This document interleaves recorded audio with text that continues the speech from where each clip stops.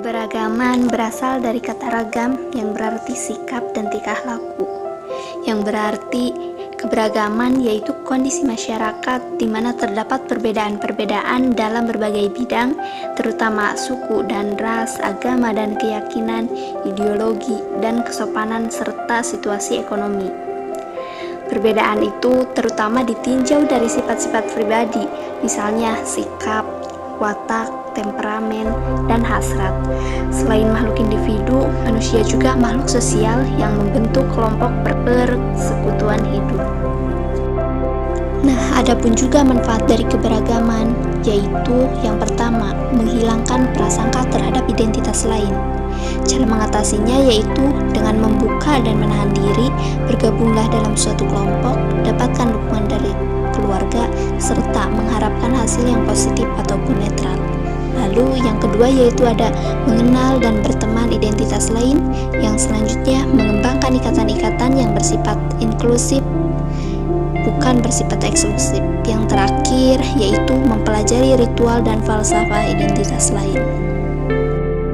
Yang selanjutnya yaitu kesetaraan.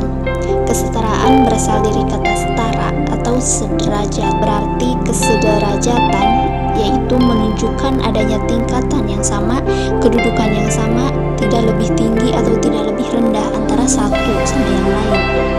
Tingkatan atau kedudukan tersebut bersumber dari adanya pandangan bahwa semua manusia diciptakan dengan kedudukan yang sama, yaitu sebagai makhluk mulia dan tinggi derajatnya dibandingkan dengan makhluk lain.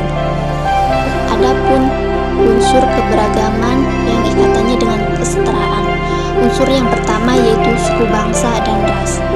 Nah, contohnya itu ketika sebuah negara atau masyarakat mempromosikan kesetaraan hak peluang bagi semua warga tanpa memandang suku bangsa dan ras.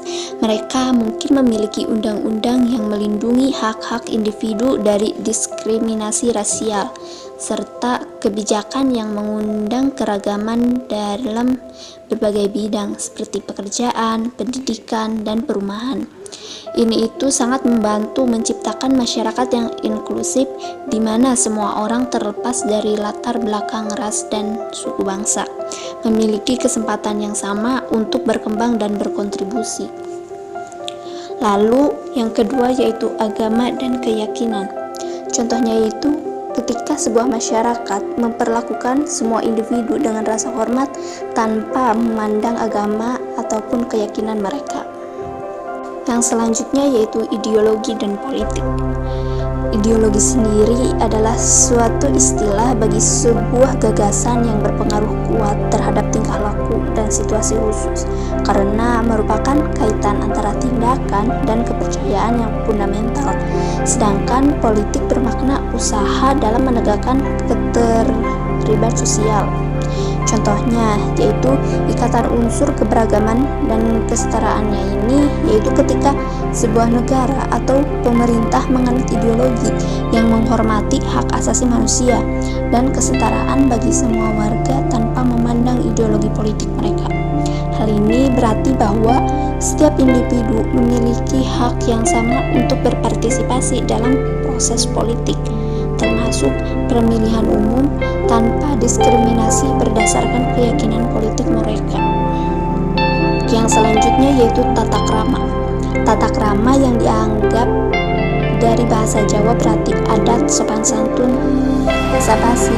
Pada dasarnya ialah segala hukum, perilaku, adat istiadat, tegur, sapa, ucap, dan cakap sesuai kaidah atau norma tertentu. Contohnya itu dalam norma-norma sosial dan etika yang menghormati keberagaman individu sambil menjaga kesetaraan perlakuannya. Misalnya dalam masyarakat yang memandang tata krama dengan baik, semua orang dihormati tanpa memandang latar belakang budaya, agama, atau asal-usul mereka. Ini itu mencangkup perilaku sopan santun, penghargaan terhadap perbedaan budaya, dan kesediaan untuk mendengarkan dan memahami pandangan orang lain.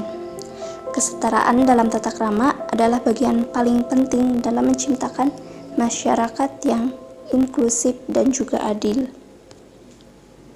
Untuk yang terakhir yaitu ada kesenjangan ekonomi dan sosial. Masyarakat Indonesia merupakan masyarakat yang majemuk dengan bermacam tingkat, pangkat, dan strata sosial. Pertambahan jumlah penduduk yang cepat dan belum meratanya pembangunan dan hasil-hasil pembangunan mengakibatkan makin bertambahnya sebuah pengangguran di kalangan pemuda serta terjadinya kesenjangan ekonomi. Perbedaan kondisi ekonomi ini pada kehidupan masyarakat dapat memicu terjadinya kesenjangan sosial. Kesenjangan sosial dapat terjadi karena adanya pelapisan sosial. Problema yang terjadi dalam kehidupan umumnya adalah munculnya sikap dan perilaku untuk tidak mengakui adanya persamaan derajat, hak, dan kewajiban antar manusia ataupun antar warga. Perilaku yang membedakan itu disebut dengan diskriminasi.